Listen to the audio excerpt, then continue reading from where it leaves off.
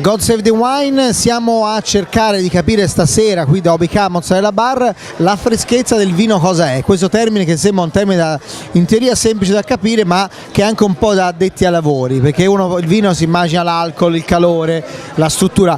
Come si fa a trovare la freschezza di un vino, che è un elemento importante, giusto Gianni?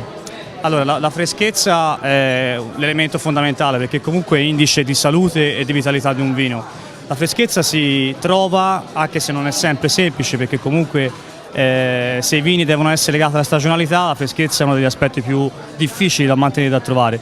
La freschezza si trova semplicemente cercando di vendemmiare in epoca ottimale, quindi evitando surmaturazione, evitando estrazioni eccessive, evitando che comunque l'alcol ed altre componenti morbide in questo caso vadano a prevaricare rispetto alla parte dell'acidità. Raccontiamo sempre la freschezza è un aspetto fondamentale, perché se per esempio prendiamo un bicchiere con dell'acqua e dello zucchero, al primo sorso diventa stucchevole, se aggiungiamo qualche goccia di, per esempio, di succo di limone, sicuramente diventa molto più piacevole e riusciamo a riberlo, quindi questo è un aspetto sicuramente fondamentale. È ancora più fondamentale, qui ora stiamo assaggiando un Chianti Superiore che anche questo nasce alla Ruffina, no? La zona è comunque quella, e quindi questo è un classico vino dove se perde la freschezza dopo...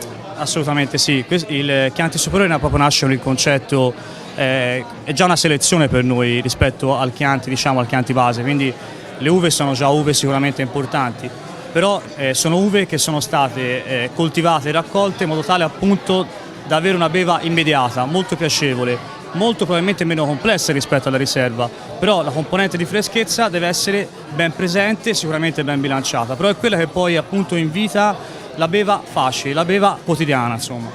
E questa freschezza Stefano riesce a trovarla anche in Maremma, anche in Sardegna. Ecco, laggiù è più difficile, anche lì si gioca tutto in vigna, immagino. Assolutamente sì.